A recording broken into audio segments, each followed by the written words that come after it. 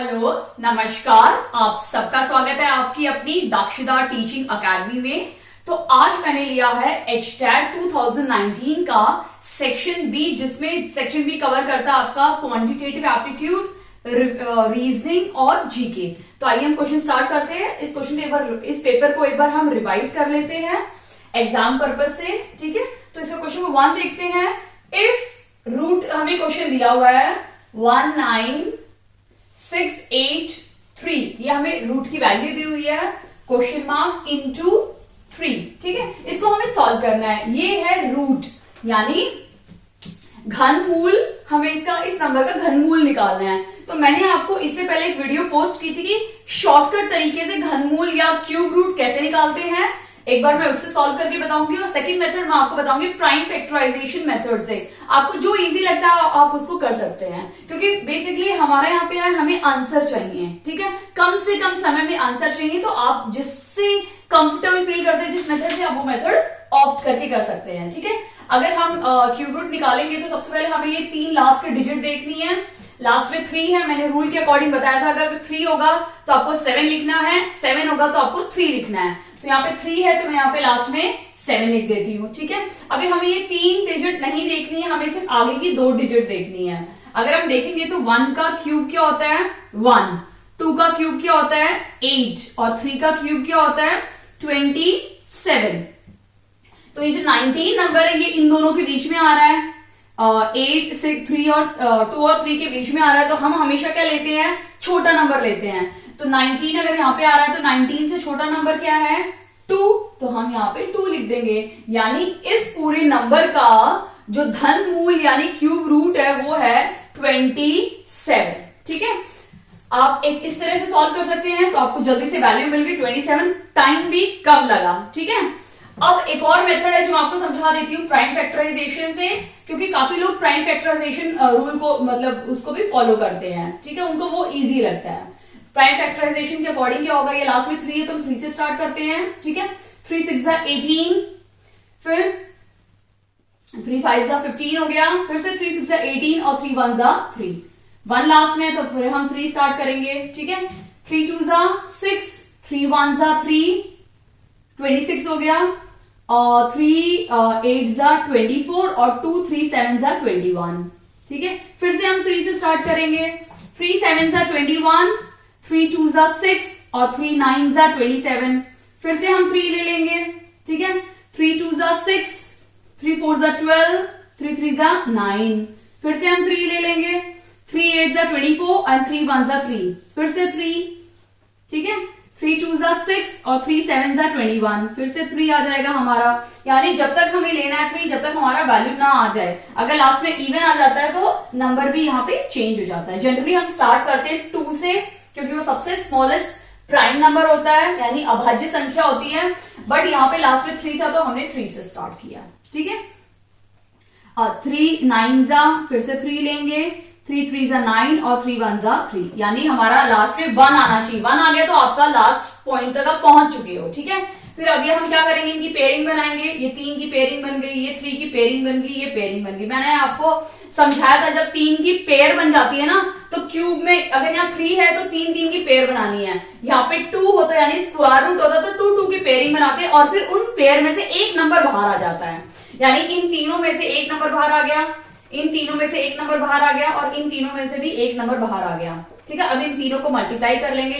3 3 9, और 9 3 27। देखो उस मेथड से भी हमें 27 मिला, और इस मेथड से भी हमें 27 मिला। अब आपको डिसाइड करना है कि आपको कम समय में करना है या आपको थोड़ा सा अपना ट्रेडिशनल मेथड यूज करना है, ये आप डिसाइड करिए जो आपको कंफर्टेबल लगता है। तो मेरा 27 मिल गया, ठीक है। यानी दोनों मेथड सॉल्व करके मैंने आपको समझा दिया है। जो आपको इजी लगता है आप उस मेथड से इस क्वेश्चन को कर सकते हैं। 27 के बाद हमें तो ये वैल्यू मिल गई है 27। क्वेश्चन में कुछ नहीं है तो मैंने x ले लिया इंटू 3, तो हमारा x क्या आ जाएगा 27 डिवाइड बाई 3। 3 की 7 27 आता 9 से, तो इसकी वैल्यू है 9। यानी ऑप्शन डी इसका राइट आंसर है, ठीक है। ऑप्शन डी 9 इसका राइट आंसर है। आई होप आपको अच्छे से समझ में आ गया है। अब हम क्वेश्चन नंबर 2 स्टार्ट करते हैं।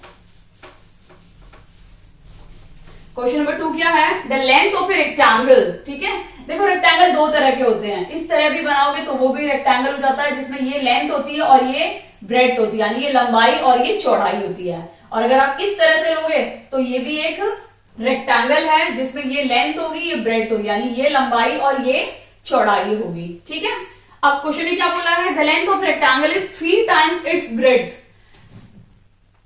ब्रेड्थ b है और लेंथ क्या है, 3 गुना ब्रेड्थ की। अगर ब्रेड्थ x है तो ये 3 गुना हो जाएगी, यानी 3x। अभी हमारे पास ब्रेड्थ क्या है, b है, तो लेंथ क्या हो जाएगी, 3 गुना ब्रेड्थ की, यानी 3 इंटू b।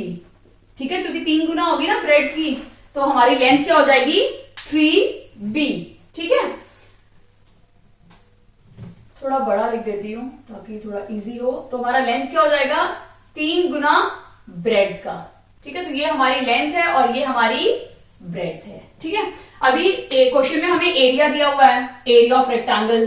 क्वेश्चन में गिवन है area of rectangle 147 metre square. हमें पेरीमीटर निकालना है। ठीक है, क्वेश्चन में पेरीमीटर, तो सबसे पहले आपको इसके लिए फॉर्मूले याद होने चाहिए। एरिया ऑफ रेक्टेंगल क्या होता है, पेरीमीटर ऑफ रेक्टेंगल क्या होता है, एरिया ऑफ स्क्वायर क्या होता है, पेरीमीटर ऑफ स्क्वायर क्या होता है। ठीक है, तो हम एरिया से स्टार्ट करते हैं। ठीक है, एरिया ऑफ रेक्टेंगल क्या होता है हमारा, लेंथ इंटू ब्रेड्थ। ये हो जाता है लेंथ इंटू ब्रेड्थ। अभी एरिया हमें दिया हुआ है 147, लेंथ कितनी है हमारी 3b और ब्रेड्थ कितनी है, सिर्फ b। ठीक है, ये साइड जाके डिवाइड हो जाएगा। ठीक है, अगर डिवाइड करेंगे क्या हो जाएगा, 3 4 12 और 3 9 27, और ये b इंटू बी क्या हो जाएगा, b स्क्वायर। तो b की वैल्यू क्या आ गई, √49। अब √49 किसका होता है, 7 का, तो हमें b क्या मिल गया, 7। ठीक है, अगर b हमारा 7 है, ये b हमारा अगर 7 सेंटीमीटर है, तो लेंथ क्या हो जाएगी, l 7 इंटू 3। ठीक है, यानी 21। ठीक है, लेंथ हमारी 21 मीटर है और ब्रेड्थ हमारी क्या है, 7 मीटर। हमें लेंथ मिल गई, ब्रेड्थ मिल गई, हम पेरीमीटर निकालेंगे इसका। ठीक है, तो पेरीमीटर का फॉर्मूला क्या है, perimeter of rectangle L2 into B, L2 plus B. Perimeter up to, length कितनी है 21, ब्रेड्थ कितनी है 7, 28 2 यानी 56 मीटर। तो 56 मीटर हमारा पेरीमीटर है, यानी ऑप्शन नंबर अगेन ए राइट है। ठीक है, आई होप आपको अच्छी समझ में आ गया है, कोई भी प्रॉब्लम नहीं है। क्वेश्चन को थोड़ा ट्विस्ट करके दे सकते हैं। यहाँ पेरीमीटर पूछा है, क्या पता बस पेरीमीटर दे दे, एरिया पूछ ले, तो किसी टाइप का भी ट्विस्ट करके आपसे क्वेश्चन पूछा जा सकता है। तो बहुत इंपॉर्टेंट है कि ये इस चैप्टर में से एक क्वेश्चन जरूर आता है एग्जाम में। आप कोई भी प्रीवियस ईयर पेपर खोल के देख लो, आपको ये क्वेश्चन यही सेम मिलेगा, यही दोनों फॉर्मूले मिलेंगे, बस क्वेश्चन को हेर फेर कर देंगे, नंबर चेंज कर देंगे, या कहीं आपको एरिया फाइंड करना होगा पेरीमीटर दे देंगे, या दोनों को ही x मान के मतलब लेंथ x दे देंगे, ब्रेड्थ y दे देंगे और कुछ रिलेशन दे देंगे और आपको एरिया या पेरीमीटर निकालना है। ठीक है, तो ये टॉपिक बहुत इंपॉर्टेंट में से आता है, जो आप कभी किसी भी एग्जाम के लिए जा रहे हैं तो आपको मिस नहीं करना मैथ्स का ये सेक्शन, ये मैथ्स में भी आता है। क्वेश्चन नंबर 3 हम देख लेते हैं। क्वेश्चन नंबर 3 क्या है, 3 of the following are alike in a certain way. ठीक है, सो फॉर्म अ ग्रुप।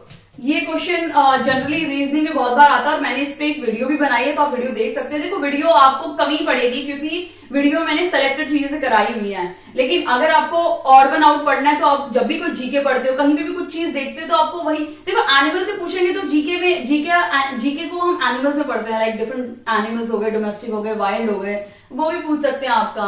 तो सब चीज घुमा फिरा के जीके पढ़ोगे तो ये भी रीजनिंग में इस टाइप के क्वेश्चन आप बहुत इजीली अटेम्प्ट कर पाओगे। और बाकी आपने अगर अपना सब्जेक्ट पढ़ा हुआ है तो भी आ जाता है क्वेश्चन, तो डिफिकल्ट नहीं है, बट हाँ थोड़ा सेंस अगर आप यूज करेंगे ना, हम करने में थोड़ा दिमाग लगाएंगे, हाँ ये तो हमें आ जाता है, इतना डिफिकल्ट भी नहीं है।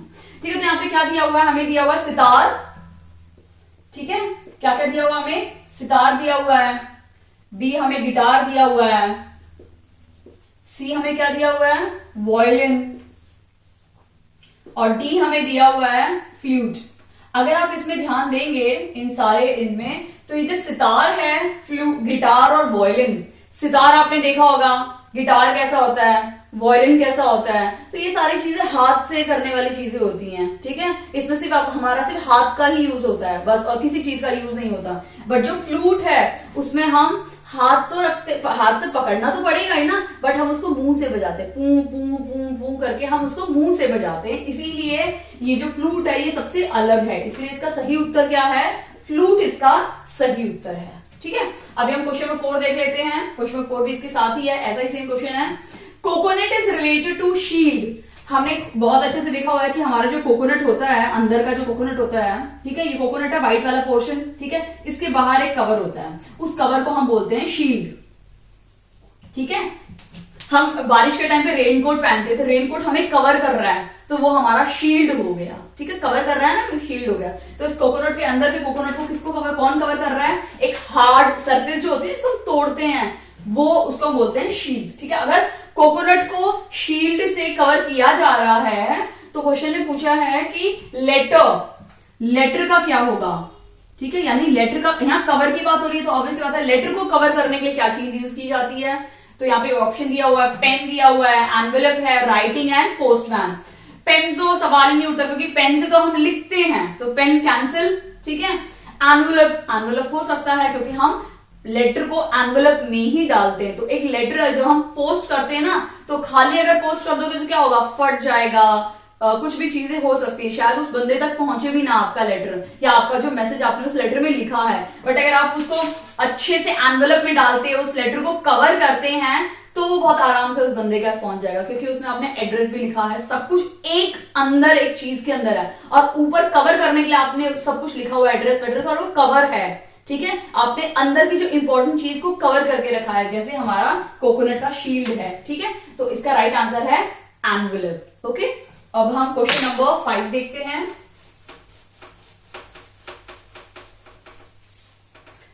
क्वेश्चन नंबर 5 क्या है, Amit scored 175 marks in a test. Amit को एक टेस्ट में 175 मार्क्स मिले हैं, ठीक है, एंड फेल्ड बाय 35 मार्क्स, मतलब उसको 175 मार्क्स तो मिले हैं और वो 35 मार्क्स से फेल भी हो गया। मतलब अगर उसको 35 मार्क्स और मिल जाते तो अमित पास हो जाता। तो हम देख लेते हैं कि वो कितने नंबर से पास हो जाता, ठीक है। यानी अगर अमित को 210 नंबर मिले होते, कितने में से हमें नहीं पता, अगर अमित को 210 नंबर मिले होते तो वो पास हो जाता, बट उसको कितने मिले, 175 मिले हैं। यानी वो जो 35 नंबर उसको नहीं मिले, उसी की वजह से वो क्या हो गया, फेल हो गया, ठीक है। If the passing percent of the test, हमें सबको पता है कि जो पासिंग परसेंट होता है ना टेस्ट का, वो 35% होता है। ये हमने भी दिए हुए एग्जाम, हम 100 में से जब पेपर देते हैं तो अगर 35 आ गए तो 35% मार्क्स मतलब हमें मिल चुके हैं, यानी हम पास हैं। बट किसी को 35 से कम नंबर आते हैं तो आप फेल हो, क्योंकि आपने 35% मार्क्स हासिल नहीं किए पास होने के लिए, ठीक है। What are the maximum marks in the test, यानी इसको मैक्सिमम मार्क्स कितने मिले हैं, ठीक है। तो हमें यहाँ पे टोटल मार्क्स निकालने हैं कि कितने टोटल मार्क्स में से अमित को 175 मिले, जिसकी वजह से वो फेल हो गया, ठीक है। तो सबसे पहले हमें कोई भी चीज नहीं पता होती मैथ्स में तो हम उसको एक्स लेते हैं। तो हम ले लेते हैं कि जो मैक्सिमम मार्क्स है ना, या जो टोटल मार्क्स है, ठीक है, उसको हम क्या ले लेते हैं, एक्स ले लेते हैं, ठीक है। एक्स ले लिया हम लोग ने। अभी 35% ऑफ एक्स निकालना है, ठीक है। अब 35% ऑफ एक्स कितना है, 210, क्योंकि अगर 210 उसको मिल जाते तो वो पास ही हो जाता ना। तो 35% of X is equal to 210, ठीक है। परसेंट मैंने आपको बताया था 100 लग जाएगा इंटू एक्स और 210, ठीक है। यहां 0 0 मल्टीप्लाई होने वाला अगर ऊपर होता तो कैंसिल हो जाता, तो एक्स क्या हो जाएगा 210, ये 100 वहां चला जाएगा और 35 नीचे आ जाएगा, ठीक है। 7 5 जा 35, 7 3 जा 21 और 0 5 6 जा 30, यानी 600 नंबर टोटल थे। तो 600 में से अमित को मिले हैं 175 मार्क्स, जिसमें से अगर उसको 210 मिल जाते तो वो पास हो जाता, क्योंकि 210 नंबर उसके 35% मार्क्स हैं। आई होप आपको अच्छे से क्लियर हो गया है ये क्वेश्चन। अब हम नेक्स्ट क्वेश्चन देखते हैं, क्वेश्चन नंबर 6।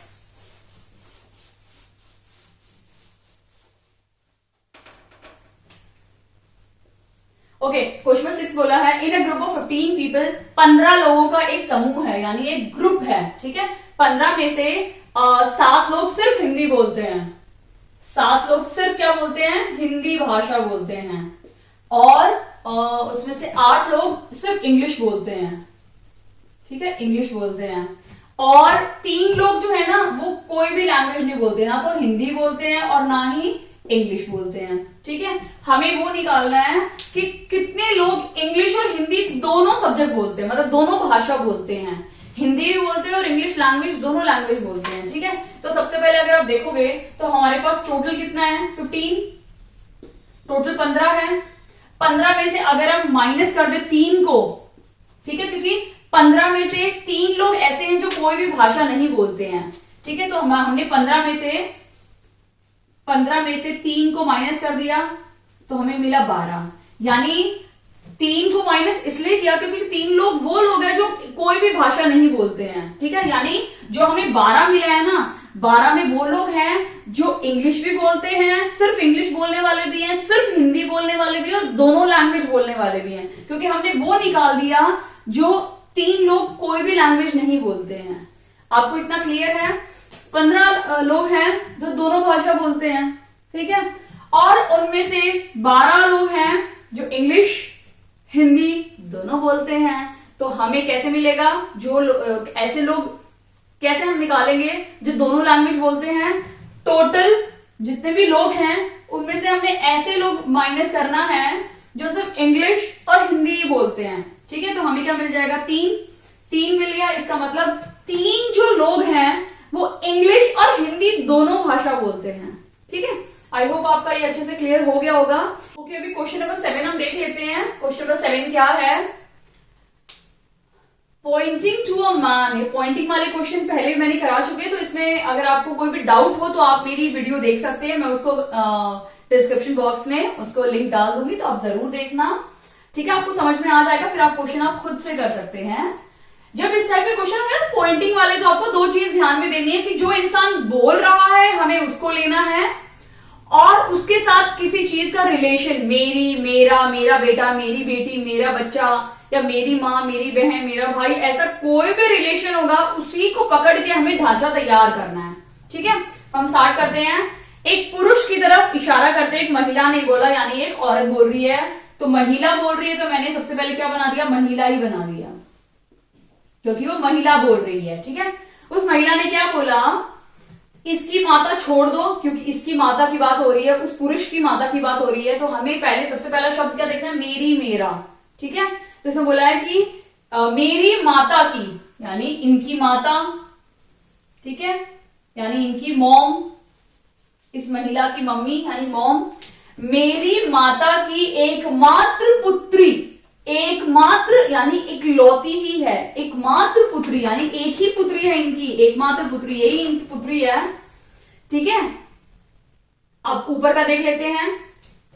एक महिला बोली उस पुरुष की तरफ, यानी इस आदमी की तरफ इशारा करते हुए बोली कि इसकी माता, मतलब इस लड़के की जो मदर है, मेरी माता की एकमात्र पुत्री है, यानी बेटा, या ये यहां आ गया पुरुष, यानी ये बॉय, ठीक है, यानी ये आदमी भी बोल सकते हैं। इसका मतलब ये महिला क्या बोल रही है, इसकी माता, मतलब इस बच्चे की या इस पुरुष की माता मेरी माता की एकमात्र पुत्री है, यानी ये खुद ही है, ठीक है। इसका मतलब इनमें क्या रिलेशन है, इस पुरुष और इस महिला में। ऑप्शन ए देख लेते हैं, mother, B grandmother, C sister and daughter, sister and D है डॉटर, ठीक है। अब अगर आप देखोगे ध्यान से तो ऑब्वियसली बात है, तो बहुत सिंपल है, ये बच्चे की माँ है और ये इसकी नानी है बच्चे की, और ये इसकी मदर है, यानी इसका सही उत्तर क्या है, मदर इसका सही उत्तर है। ग्रैंड मदर हो नहीं सकती, सिस्टर डॉटर का कोई सवाल ही नहीं है, तो राइट आंसर क्या है, मदर, यानी इस बच्चे की ये इसकी मम्मी है, ठीक है। आई होप आपको अच्छे से क्लियर हो गया होगा। अब हम नेक्स्ट क्वेश्चन देखते हैं, क्वेश्चन नंबर 8। क्वेश्चन नंबर 8 क्या है, फिर से डायरेक्शन पे, इस पे भी मैंने वीडियो बना रखी है, मैं डाल दूंगी डिस्क्रिप्शन में। If east direction changes their position मैंने आपको डायरेक्शन समझाए थे, ये नॉर्थ है, ये साउथ है, ठीक है, वेस्ट, ईस्ट, ये हमारी मेन डायरेक्शंस है। इनके साथ साथ हमारी क्या आती है, कार्डिनल डायरेक्शंस आती हैं, south west, south east, north east, north west, ठीक है, ये सारी हमारी डायरेक्शंस हो गई। अब बोला है कि जो ईस्ट है, ईस्ट डायरेक्शन चेंज हो जाएगी, पोजीशन चेंज कर लेगा और वो क्या बन जाएगा, नॉर्थ वेस्ट, ठीक है, यानी ईस्ट डायरेक्शन क्या बन गया, नॉर्थ वेस्ट, ठीक है, और वेस्ट डायरेक्शन बन गया साउथ ईस्ट, जो वेस्ट डायरेक्शन है वो साउथ ईस्ट बन गया, ये वेस्ट डायरेक्शन बन गया south east. All direction change their position in the same manner, इसी तरह सारी डायरेक्शन अपना अपना पोजीशन चेंज कर लेगी इसी मैनर में, ठीक है। हमें किसका निकालना है, नॉर्थ, तो हमें निकालना है कि ये नॉर्थ है ना, ये किस में चेंज हुआ है। ऑप्शंस दिए हुए हैं हमें, साउथ, बी नॉर्थ ईस्ट, सी साउथ वेस्ट, सॉरी हाँ, एंड डी ईस्ट, सॉरी ये सी है और ये डी है, ये डी है और ये हमारा सी है।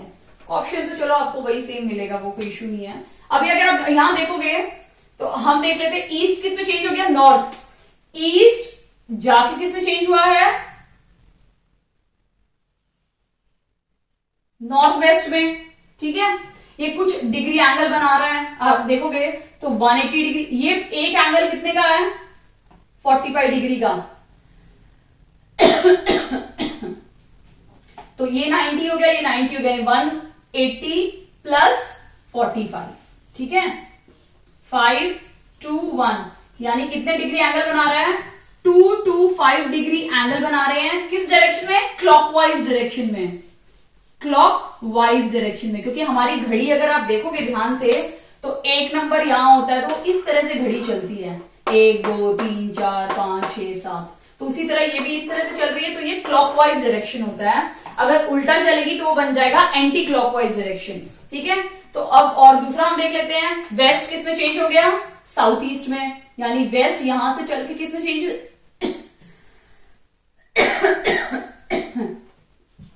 वेस्ट चेंज होके किस में आ गया, साउथ ईस्ट में आ गया, ठीक है।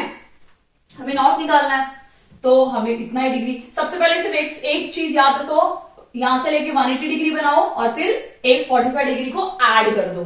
यहां पे भी देखो, यहां से आके ये 180 डिग्री बनाया और एक 45 डिग्री ऐड कर दिया। वैसे नॉर्थ देख लेते, नॉर्थ यहां पे है, तो नॉर्थ भी क्लॉकवाइज है ना, तो 180 डिग्री यहां पे आएगा और एक 45 डिग्री ऐड हो जाएगा, यानी साउथ ईस्ट बन जाएगा, साउथ वेस्ट बन जाएगा। तो इसका राइट आंसर क्या है, ऑप्शन डी इसका राइट आंसर है, साउथ वेस्ट।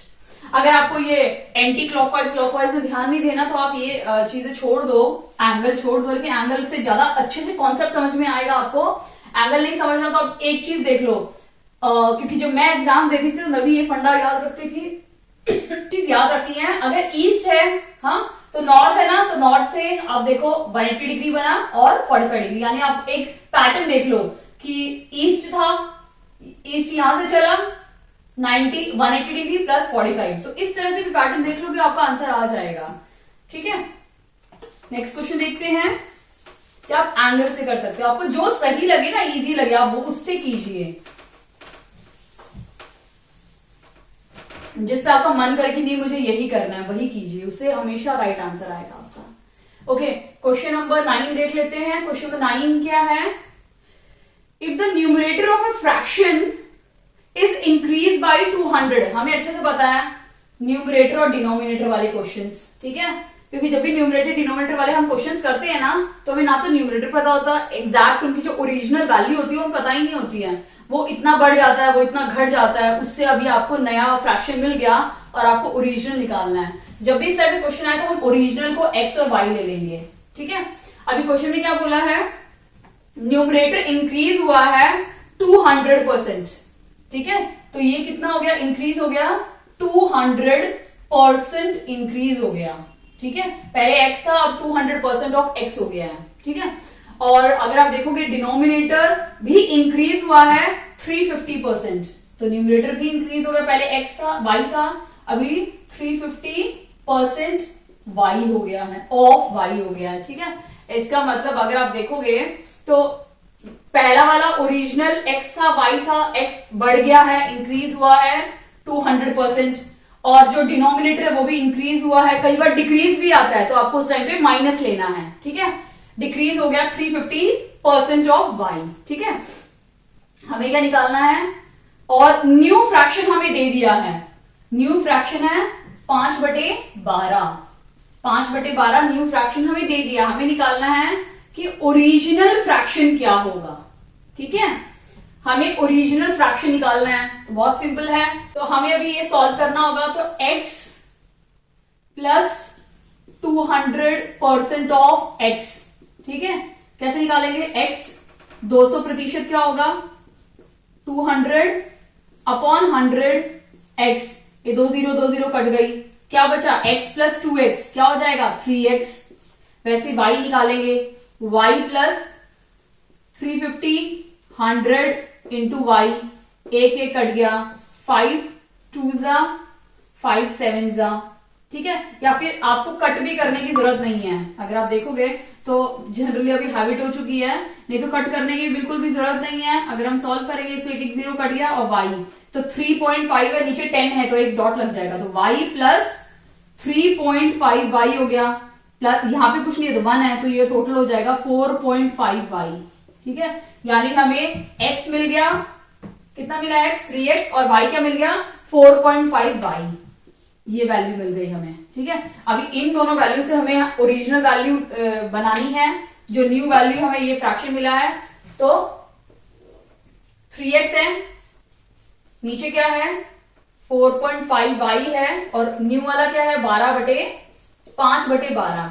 अब x और y की वैल्यू निकाल लेते हैं। हम लिखेंगे 3x अपॉन, अभी जो पॉइंट है ना, इस पॉइंट को हटा देते हैं तो इसको 30 कर देते हैं, x 45 y is equal to 5/12। बहुत सिंपल है, x और y को यहीं पे रहने देते हैं। ठीक है, और ये वहां हो जाएगा, नीचे चला जाएगा, यानी 12 इंटू 30, और ऊपर ये चला जाएगा 5 इंटू 45।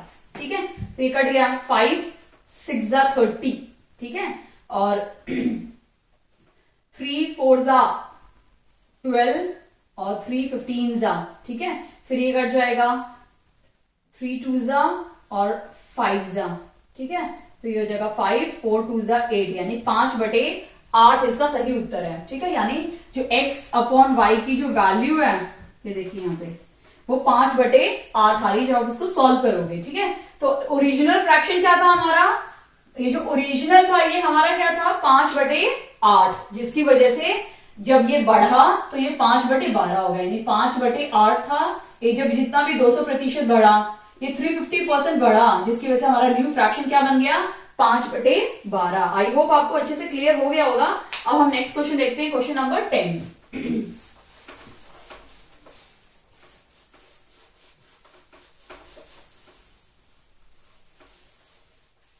ठीक है, क्वेश्चन नंबर 10 क्या है, फिर से कोड लैंग्वेज है, इस पर भी एक वीडियो बना रखा है रीजनिंग का, मैं वो भी ड्रॉप कर दूंगी उसमें कमेंट सेक्शन में। इन अ कोड लैंग्वेज बीट, ठीक है, बीट एक कोड लैंग्वेज है, BEAT। ठीक है, उसको कैसे कोड लैंग्वेज में लिखा है UBFC, UBFC। ठीक है, और काम को लिखा है CALM को लिखा है, काम को लिखा है NMBD, NMBD। ठीक है, अब हमें किसको लिखना है SORE, सौर को हमें लिखना है। ठीक है, लैंग्वेज में इसके ऑप्शंस आपके पास हैं, कुछ में दिए हुए हैं। अगर आप देखोगे इसको ध्यान से, जो बीट है ना, बीट के पास और इसके पास हमें एक रिलेशन बनाना है, हमें इन दोनों से ही एक रिलेशन बनाना है, जिसको हम यूज करेंगे इसको निकालने में। ठीक है, तो अगर आप देखोगे B के बाद यहां पे C आ रहा है। ठीक है, यानी B के बाद यहां पे एक नंबर प्लस कर दिया तो क्या बन गया C, E के बाद एक नंबर प्लस कर दिया तो क्या बन गया F, A के बाद एक नंबर बढ़ा दिया तो क्या बन गया B, और T के बाद U। यानी एक एक नंबर बढ़ाते जा रहे हैं, और पोजीशन कैसी है last to last, front to front. ठीक है, वैसे ही इसको भी देख लेते हैं, अगर दोनों पैटर्न सेम होंगे तो वही सेम पैटर्न हम यहां यूज करेंगे। C को D बना दिया +1, A को B बना दिया, L को M बना दिया और M को N बना दिया। वही सेम पैटर्न है, तो सेम पैटर्न हम यहां यूज करेंगे। तो सेम पैटर्न के अकॉर्डिंग S के बाद जो नंबर आएगा वो हम यहां लिखेंगे, O के बाद जो नंबर आता है वो यहां लिखेंगे, R के बाद जो नंबर आता है वो यहां लिखेंगे और E के बाद नंबर आता है वो हम यहां लिखेंगे, एक एक नंबर आगे। ठीक है, क्वेश्चन नंबर 11 हम देखते हैं। कंप्लीट द फॉलोइंग सीरीज, हमें सीरीज दी हुई है DG, HK, LO, PS और लास्ट है क्वेश्चन मार्क। ठीक है, तो हम इसके लिए एक, मैंने आपको बोला था कि इस टाइप के क्वेश्चन अगर आपको ज्यादा मिलते हैं ना तो आप एक सीरीज बना लो ABCD की। ठीक है, इससे आपको पैटर्न अच्छे से समझ में आएगा।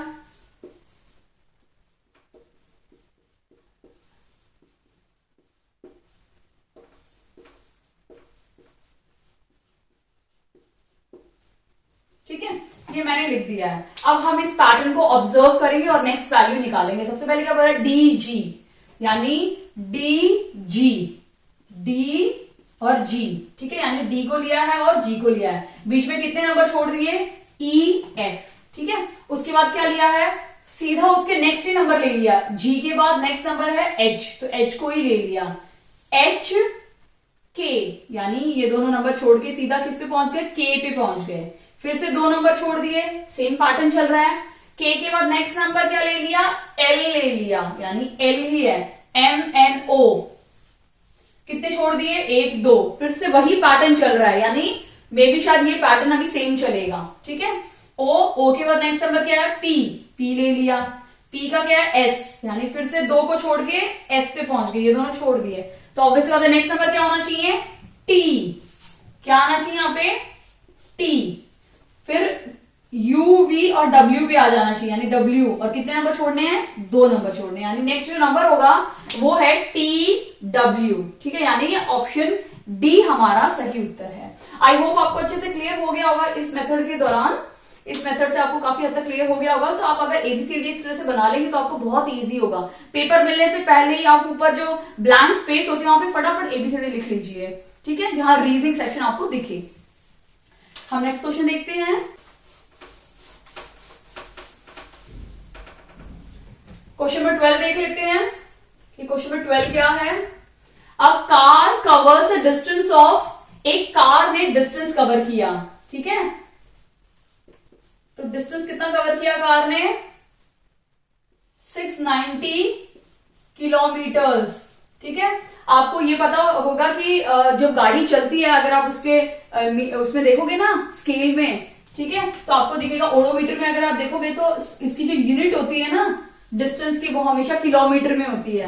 कितना किलोमीटर आप यहां से कहीं जा रहे हो, ठीक है, दिल्ली से मुंबई जा रहे हो, तो दिल्ली से मुंबई का जो किलोमीटर होगा आपकी गाड़ी, जब आप 2 व्हीलर में जाओ, 4 व्हीलर में जाओ, वो आपको दिखाएगी कि आपने कितना किलोमीटर कवर किया है। ठीक है, तो किलोमीटर, क्योंकि आपको देखो 0 से तो आप सेट नहीं कर सकते, लेकिन आप पहला इनिशियल वैल्यू लिख लो, वहां पहुंचने के बाद उसकी फाइनल वैल्यू लिख लो, उन दोनों को माइनस करो तो आपको पता चल जाएगा आपने कितना किलोमीटर कवर किया है। ठीक है, अब डिस्टेंस की जो यूनिट होती है ना वो हमेशा किलोमीटर, मीटर तो बहुत छोटा ही होता है। तो मैं एक नेक्स्ट यूनिट मेरी मेजरमेंट में बनाऊंगी तो आपको बहुत हेल्पफुल होगी मेजरमेंट। ठीक है, तो किलोमीटर इसकी यूनिट है। जब हम लंबा डिस्टेंस कवर करते हैं तो किलोमीटर यूज करते हैं। और भी है, हेक्टोमीटर है, किलोमीटर, हेक्टोमीटर, डेका, हेक्टो। ठीक है, वो मैं आपके नेक्स्ट वीडियो में आपको समझाने वाली हूँ। ठीक है, अब क्या बोला, टाइम कितना लिया है, 30 आवर, यानी जो टाइम है ना टी, वो क्या है 30 आवर। अब आपको अच्छे से पता होगा कि टाइम का जो यूनिट होता है, वैसे तो सेकंड होती है टाइम की, बेसिक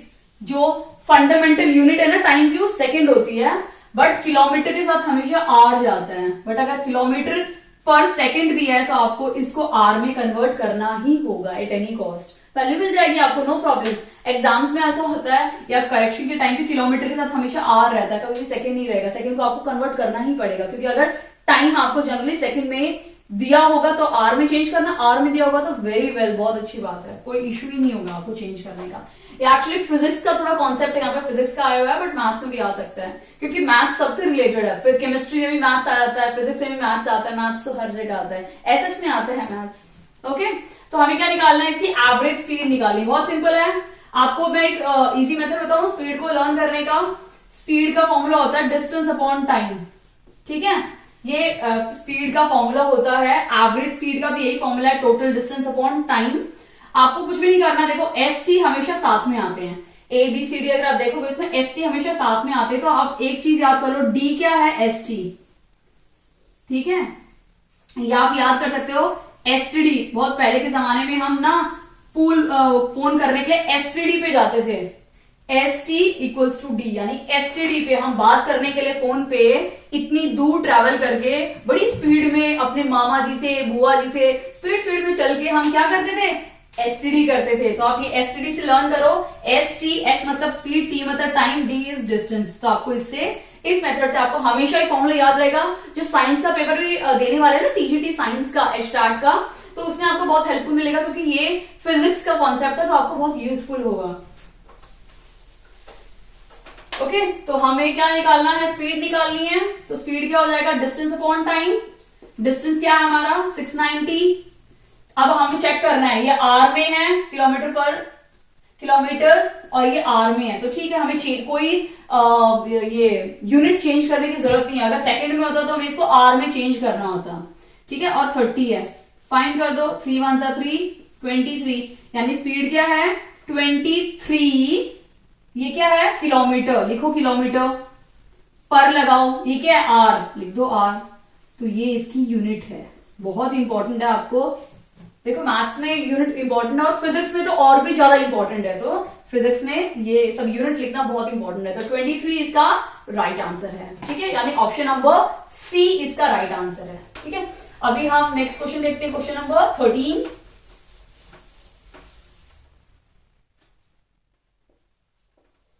क्वेश्चन नंबर 13 क्या है, द एवरेज ऑफ 5 कंसिक्यूटिव का मीनिंग ये होता है लगातार।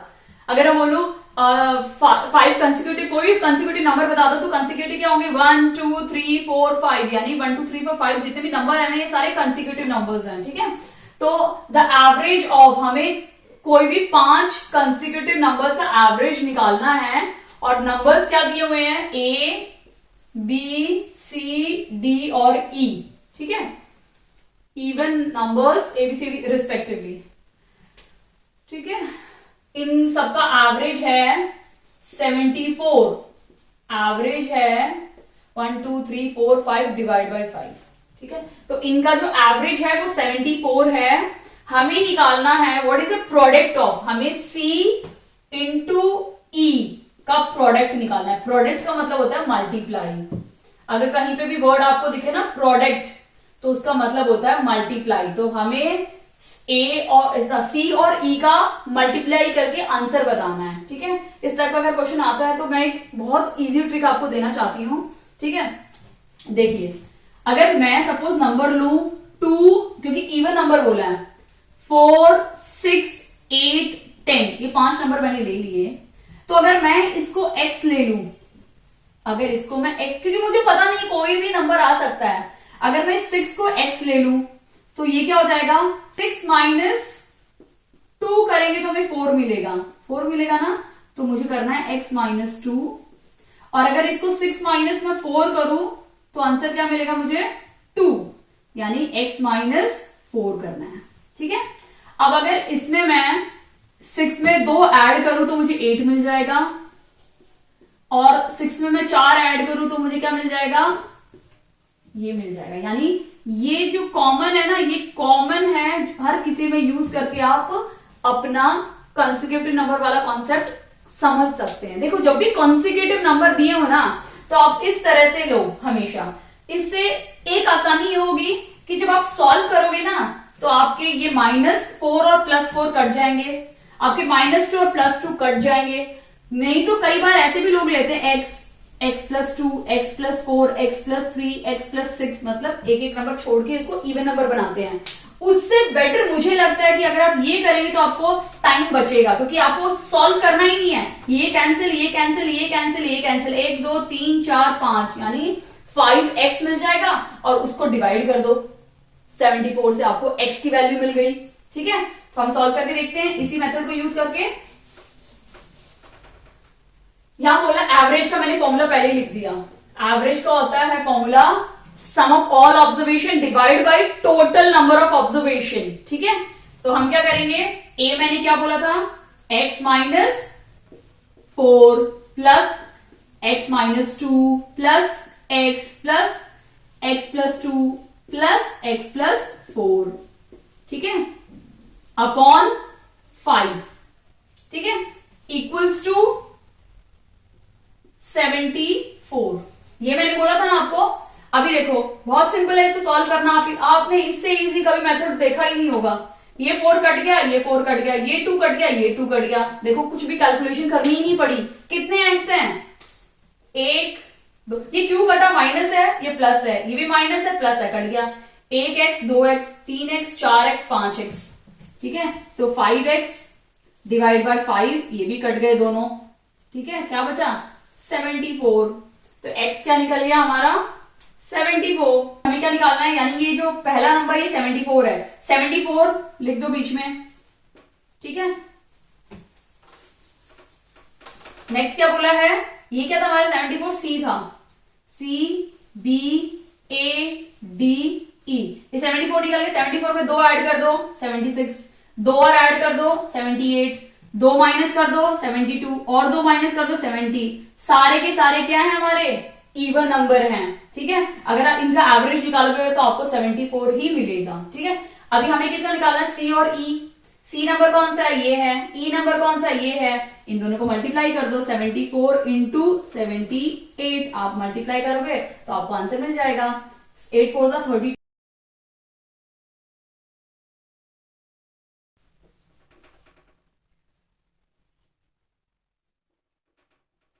टू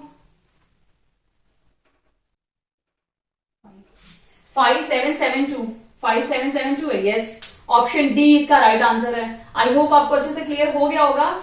बस आपको कैलकुलेशन में थोड़ा जाएगा, मैंने समझाया है इसलिए थोड़ा टाइम लगा है, अदरवाइज आप एग्जाम में करेंगे तो बहुत जल्दी हो जाएगा, ठीक है। आई होप आपको अच्छे से क्लियर हो गया है। ऑप्शन डी इसका राइट आंसर है, ठीक है। अभी हम नेक्स्ट क्वेश्चन करते हैं, क्वेश्चन नंबर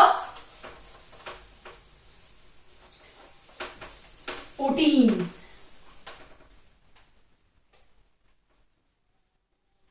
क्वेश्चन 14 क्या बोलता है, the average age of man and his son is 40 years, ठीक है। एवरेज जब भी वर्ड आएगा तो आपको दिमाग में है ना, एवरेज में क्या करना है, मैन की एज उसके बेटे की एज डिवाइड बाय 2 इज कितना बोला है 40, ये है एवरेज का मतलब, ठीक है। जितने नंबर ऐड करोगे उतना ही टोटल आपको लिखना है। ये एवरेज का फॉर्मूला है, sum of all observation divide by total number of observation, ठीक है।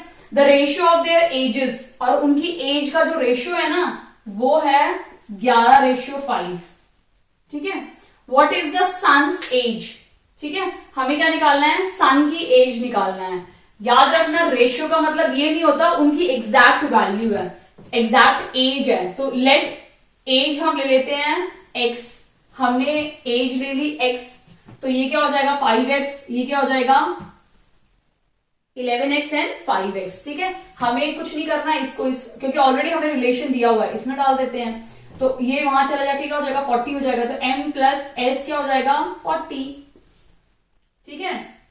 और सब पुट कर दो, कैसे करेंगे,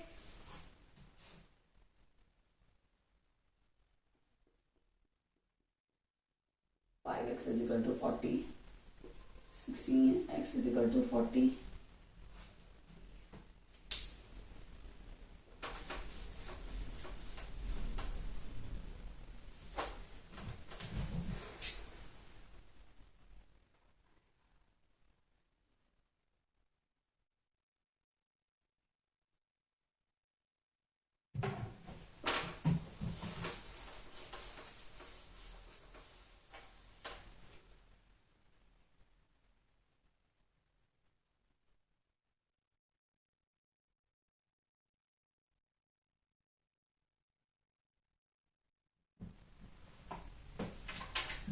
ओके। क्वेश्चन नंबर 14 स्टार्ट करते हैं हम लोग। The average age of man and his son is 40, मतलब एक सन की और उसके फादर की जो एवरेज एज है वो क्या है 40 है, ठीक है। उनकी एवरेज 40 इयर्स है और रेशियो दिया हुआ उनकी एजेस का 5/3 रेशियो दिया हुआ है रिस्पेक्टिवली। हमें सन की एज निकालनी है, ठीक है। तो हम इसको कर लेते हैं 5 प्लस एम, क्या सन प्लस एम क्या हो जाएगा, मतलब सन प्लस मैन की क्या हो जाएगी 80 हो जाएगा। इसका मतलब अगर हम सन की एज x लेते हैं तो उसके फादर, ये इसका फादर, मैन मतलब फादर है ना, फादर ही लिख देती हूँ थोड़ा कंफ्यूजन नहीं होगा, सन एंड फादर, तो उसके फादर की एज क्या हो जाएगी 80 माइनस एक्स। इतना क्लियर है, अगर सन की एज x है तो फादर की हो जाएगी 80 माइनस एक्स, ठीक है, दिस इज क्लियर। अब बोला है कि उनकी जो एज का रेशियो है वो 11/5 है, ठीक है, यानी फादर की एज का और सन की एज का जो रेशियो है वो क्या है 11/5, यानी x equal to 11/5। Are you clear. अभी हम इसकी x की वैल्यू निकाल लेते हैं क्रॉस मल्टीप्लाई करके, ठीक है, ये हो जाएगा 45x इजिकल टू 11x, ठीक है, ये वहां चली गई तो ये क्या हो जाएगा 16x, x क्या हो जाएगा 400 डिवाइड बाई 16, 400, क्यों आंसर निकल रहा है भाई, x तो 5 निकलना था, 16।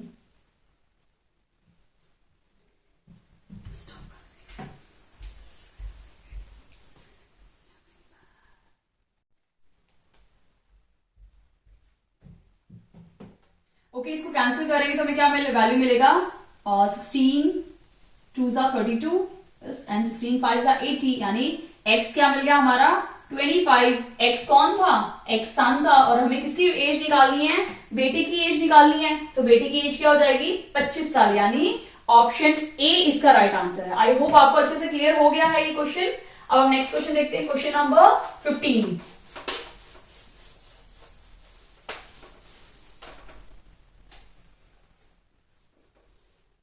How many times both needle of the clock will be overlap to each other in a day?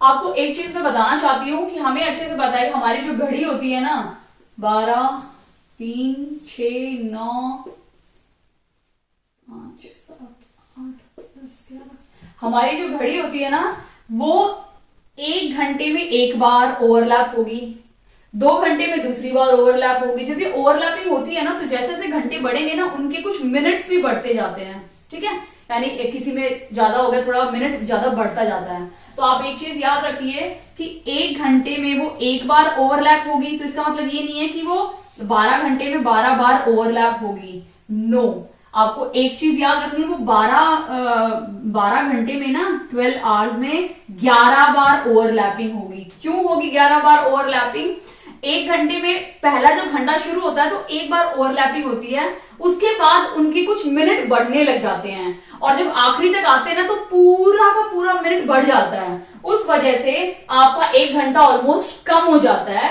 तो 12 घंटे में सिर्फ 11 बार ही निडल यानी सुइयां ओवरलैपिंग यानी एक दूसरे में मिलती हैं, ठीक है, जैसे 12 बजे कैसे एक के ऊपर एक मिलती है ना, उसे बोलते हैं, जब एक के ऊपर एक होता है उसे बोलते हैं कोइंसाइड, यानी एक के ऊपर एक मिल जाना। तो ये 12 घंटे में 11 बार ओवरलैपिंग होती है, ठीक है। क्वेश्चन में पूछा है इन अ डे, एक दिन में कितने घंटे होते हैं, 24 घंटे होते हैं, ठीक है। अगर 12 घंटों में वो 11 बार ओवरलैपिंग होती है तो इसको 2 करोगे तो 24 हो जाएंगे, तो इसको भी 2 कर दो, यानी 24 घंटे में 22 बार ओवरलैपिंग होगी, यानी ऑप्शन ए इसका राइट आंसर है। ओके, आई होप आपको अच्छे समझ में आ गया है। ये कॉन्सेप्ट आप बिल्कुल अपने दिमाग में बैठा लीजिए। 1 घंटे में एक बार ओवरलैपिंग होती है, 1 घंटे के बाद जो दूसरा तीसरा घंटा शुरू होता है उसमें टाइम बढ़ने लग जाता है, जिसकी वजह से जब 12 घंटे कंप्लीट होते हैं तो 12 बार ओवरलैपिंग नहीं होती, वो सिर्फ 11 बार ही ओवरलैपिंग होती है, ठीक है। अब नेक्स्ट क्वेश्चन देखते हैं, question number 16। In each letter of a word friend, हमारा फ्रेंड एक लेटर है FRIEND, फ्रेंड, ठीक है। इसमें ये बोला है इज अरेंज, अगर हम इसको अरेंज करेंगे अल्फाबेटिकल ऑर्डर में, ठीक है, how many letter will not change their position, तो कितने लेटर अपने पोजीशन चेंज नहीं करेंगे। चलो हम स्टार्ट करते हैं। इनमें से सबसे पहले कौन सा वर्ड आएगा, डी, फिर आएगा ई, डी हो गया, ई हो गया, फिर आएगा F, I, N and R।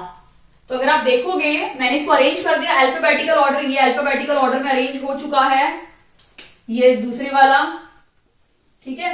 अब अगर इसमें देखोगे तो किसकी पोजीशन सेम है, F की नहीं है, किसी की नहीं है, सिर्फ N की पोजीशन सेम है, ठीक है। यानी सिर्फ एक ही अल्फाबेट की पोजीशन सेम है, इसका मतलब ऑप्शन कौन सा सही है, ऑप्शन सी इसका राइट आंसर है 1, ठीक है। अगर 2 होते तो 2 ऑप्शन हो जाता। आई होप ये बहुत सिंपल है, क्लियर हो गया है। अब हम 17 क्वेश्चन देख लेते हैं। 17 क्वेश्चन क्या है, a canteen required 56 kg rice for 7 days. एक कैंटीन में 7 दिन में कितने राइस लग जाते हैं, 7 डेज में कितने राइस लग जाते हैं, 56 kg, ठीक है। In how many kgs of rice will it require the month of April and May together? बहुत सिंपल है, अगर 7 दिन में 56 kg राइस लगते हैं तो हम एक दिन का निकाल लेते हैं। एक दिन के लिए हम क्या करते हैं, 56 को 7 से डिवाइड करते हैं, तो 7 8 इज 56 हो गया। यानी एक दिन में 8 kg राइस लगते हैं, चावल लगते हैं। हमें कितने का निकालना है, अप्रैल मंथ का और मई मंथ का निकालना है। अप्रैल में कितने दिन होते हैं, 30 दिन होते हैं, मई में 31 दिन होते हैं, टोटल कितने हो गए 61 डेज। तो अगर एक दिन का 8 kg है तो इसको 8 से मल्टीप्लाई कर दो, 8 1 से 8 और 8 6 48, ठीक है। यानी इसका सही उत्तर क्या है, ऑप्शन ए इसका राइट आंसर है 488। यानी एक दिन में 8 kg चावल लगते हैं तो 31 डेज यानी अप्रैल और मई मंथ में कितने लगेंगे, 61 डेज के 688 kg राइस लग जाते हैं एक कैंटीन में। ओके, आई होप क्लियर है। कुछ भी पूछ सकते हैं, अप्रैल में पूरे साल का पूछ सकते हैं तो आपको 365 से इंटू करना है, ठीक है। सिर्फ एक महीने का पूछेंगे, एक हफ्ते का पूछेंगे तो उसके हिसाब से आपको मल्टीप्लाई करना है, ठीक है। तो जब भी इस टाइप के क्वेश्चन आए आप एक दिन का निकालो और जितने दिन का पूछे उससे मल्टीप्लाई कर दो। ओके, आई होप आपके ये दोनों क्वेश्चन क्लियर हो गए हैं। अब हम नेक्स्ट क्वेश्चन देखते हैं। एक तस्वीर की तरफ इशारा करते हुए विशाल ने कहा, मैंने बोला था इसमें 2 रूल है, विशाल ने कहा तो हम विशाल बना लेते हैं, ठीक है, क्योंकि विशाल बोल रहा है तो हम विशाल से ही शुरू करेंगे। तो विशाल ने कहा, अब यहां पे हमें इसका रिलेशन देखना है, मेरा मेरी वाला शब्द तो कहीं दिख रहा है, या मेरे दादाजी यानी विशाल के फादर यानी विशाल के डैड और उनके फादर यानी इसके ग्रैंड फादर विशाल के, ठीक है। यानी विशाल के दादाजी, मेरे दादाजी के इकलौते पुत्र की, इकलौता पुत्र तो यही है, ठीक है। इकलौता मतलब एक ही है तो यही होंगे ना वो, ठीक है। इकलौते पुत्र की बहन, पुत्र की बहन यानी इनकी एक बेटी भी है, ठीक है, इनकी एक डॉटर भी है दादाजी की, ठीक है, डॉटर है। तो बताइए तस्वीर में जो महिला है और इस विशाल का क्या संबंध है। ऑप्शन देख लेते हैं, तो ऑप्शन में आपको ज्यादा अच्छे समझ में आएगा। डायग्राम में तो पता चल गया कि विशाल के पापा हैं, इनकी बहन है और ये दादाजी हैं, ठीक है। ऑप्शन में क्या दिया हुआ है, maternal aunt, maternal aunt, B क्या है, paternal aunt, paternal aunt, third क्या है, सिस्टर और मदर, सिस्टर। देखो सिस्टर और मदर तो है ही नहीं बिल्कुल भी, तो ये दोनों ऑप्शन रॉन्ग हो गए। मैटरनल यानी मम्मी के साइड से, तो मम्मी तो है ही नहीं यहाँ पे, तो ये भी कैंसिल हो गया। तो बचा इकलौता हमारा पेटर्नल आंटी, यानी पेटर्नल मैंने आपको वीडियो में समझाया था, पेटर्नल मतलब पापा के साइड के लोगों को पेटर्नल बोलते हैं। पेटर्नल मैंने वीडियो में समझाया था, पेटर्नल का मतलब होता है कि जिस पेटर्नल मतलब पापा, पापा से पेटर्नल बन गया, जिसका प्रीफिक्स में पेटर्नल लगेगा वो पापा के साइड के लोग होंगे, और जिसके प्रीफिक्स में मैटरनल लगेगा वो मम्मी के साइड के लोग होते हैं। तो पेटर्नल आंटी यानी बुआ, मैटरनल आंटी यानी मम्मी की बहन कौन होगी, मासी, पापा की बहन क्या होगी, बुआ। तो इसका मतलब विशाल की ये कौन लगी, बुआ। बुआ को क्या बोलेंगे, पेटर्नल आंटी। आई होप आपको अच्छे से क्लियर हो गया है। अब हम नेक्स्ट क्वेश्चन देखते हैं। इसको आप एक चीज से लर्न कर सकते हैं, मम्मी मैटरनल दोनों MM है, पापा पैटर्नल दोनों PP हैं, तो आपको ज्यादा अच्छे से याद रहेगा। ठीक है, नेक्स्ट क्वेश्चन देखते हैं, question number 19। Complete the given series, हमें एक सीरीज दी हुई है 20, 21, 25, 34, 25, 34, 50 और क्वेश्चन मार्क। ठीक है, ऑप्शन में क्या दिया है 60, 70, 75, 60, 70, सॉरी 60, 70, 75 और डी क्या है 150। अब देखो हमें इस सीरीज को ध्यान से देखना है और हमारा पैटर्न निकालना है कि किस तरह का पैटर्न चल रहा है। ठीक है, अगर हम सीरीज में देखें तो इन दोनों के बीच का क्या डिफरेंस है, सिर्फ एक नंबर का ही डिफरेंस है। इन दोनों के बीच में कितना डिफरेंस है, सिर्फ 4 नंबर का डिफरेंस है। इन दोनों के बीच में कितना डिफरेंस है, 9 नंबर का डिफरेंस है। कुछ पैटर्न बन रहा है। इन दोनों के बीच में कितने का डिफरेंस है, ओके 16 का डिफरेंस है। आ गया हमारा आंसर। अगर आप देखोगे तो 1 का मतलब 1 स्क्वायर करेंगे तो वो 1 ही आएगा, ये 2 का स्क्वायर हो जाएगा तो 4 आ गया, ये 3 का स्क्वायर है तो ये 9 आ गया, ये 4 का स्क्वायर है तो हमें 16 मिल गया। तो नेक्स्ट क्या मिलना चाहिए हमें, 5 का स्क्वायर, वही आएगा ना। तो 5 का स्क्वायर क्या होगा 25। ठीक है, तो 5 का स्क्वायर 25 है, तो इस 50 में हम जब 25 ऐड करेंगे तो हमें नेक्स्ट नंबर मिल जाएगा 5 और 7, ये नेक्स्ट नंबर मिल गया जो हम यहां पे लिखेंगे 75। तब हम बोलेंगे इन दोनों के बीच का डिफरेंस क्या है 25, यानी सी इसका राइट आंसर है। आई होप आपको अच्छे से क्लियर हो गया है ये पैटर्न वाला क्वेश्चन। अब नेक्स्ट क्वेश्चन देखते हैं।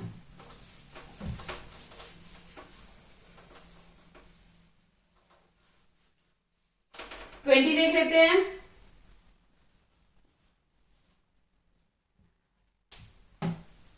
A man borrows rupees 800 at a rate of 15% per annum, per year for 3 years.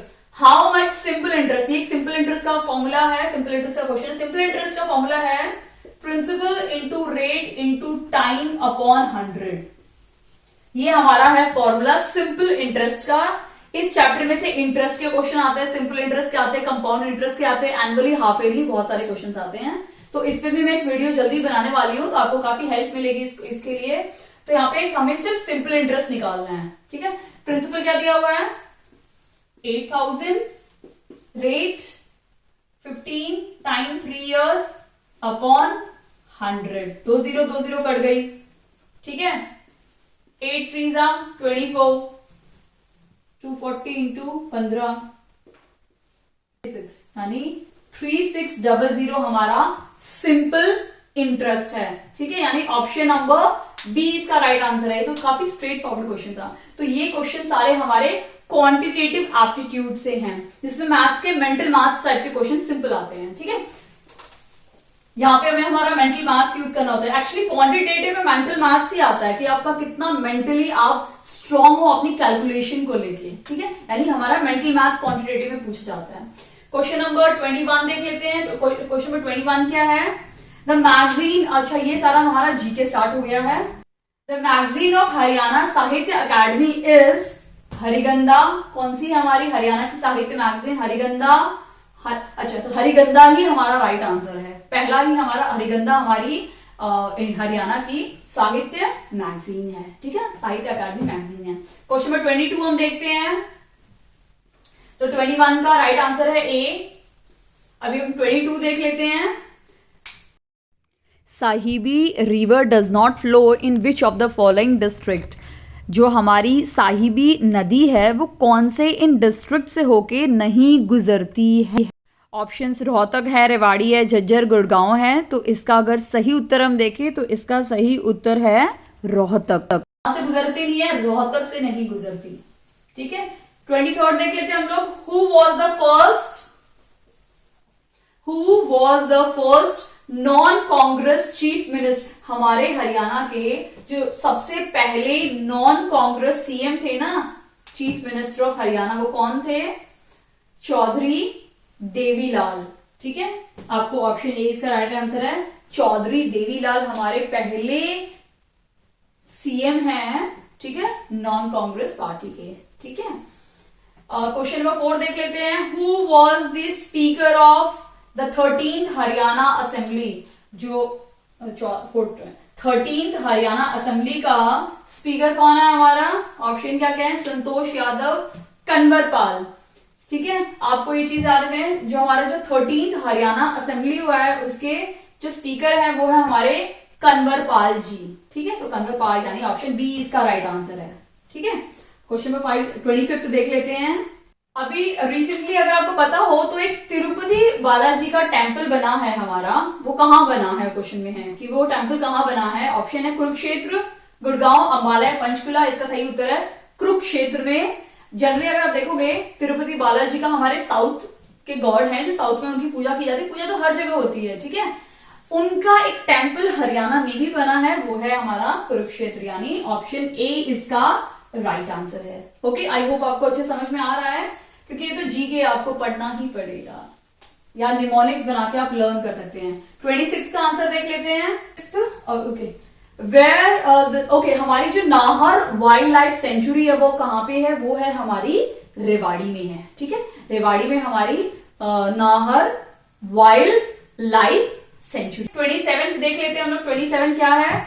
जो फेमस गजल सिंगर है ना हमारी जोराबाई, वो कहां से है? वॉज रिलेटेड टू, मतलब किस जगह से है? वो है हमारे ऑप्शन ए से, यानी ए अंबाला से है। ठीक है, हमारी जो फेमस गजल सिंगर है ना वो अंबाला से है। ठीक है, अब 28 क्वेश्चन देख लेते हैं हम लोग कि 28 क्या है हमारा last question. Where is Tilhar lake? या जो हमारी जो तिलहार लेक है वो कहां से होके गुजरती है? ठीक है, कहां पे, मतलब कहां पे है तिलहार लेक? वो है रोहतक में है। ठीक है, यानी ऑप्शन बी इसका राइट आंसर है, तिलहार लेक हमारी रोहतक में है। आई होप आपको ये वीडियो अच्छा लगा हो। अगर वीडियो अच्छा लगा हो तो प्लीज इस वीडियो को लाइक कीजिए, चैनल पे नए हैं तो प्लीज चैनल को सब्सक्राइब कीजिए, दाक्षिता टीचिंग अकेडमी। और वीडियो को देखने के लिए बहुत बहुत धन्यवाद। Thank you.